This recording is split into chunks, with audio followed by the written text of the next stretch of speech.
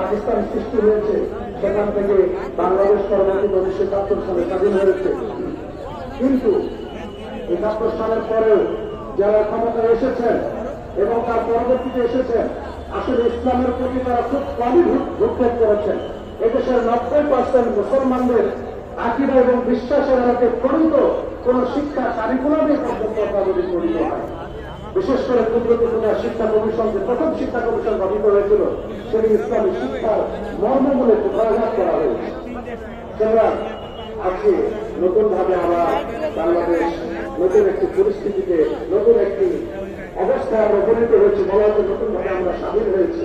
সুতরাং আজকে সরকারকে যে জিনিসটি প্রয়োজন সরকারের, সেটি হচ্ছে এই 90% মুসলমানের দেশে তাদের ঈমান এবং আকীদার সাথে সঙ্গতিপূর্ণ পূর্ণাঙ্গ ইসলামী শিক্ষা, যেটি তাদের ঈমান আকীদার সাথে সামঞ্জস্যশীল হবে, সে ধরনের একটি শিক্ষা ব্যবস্থা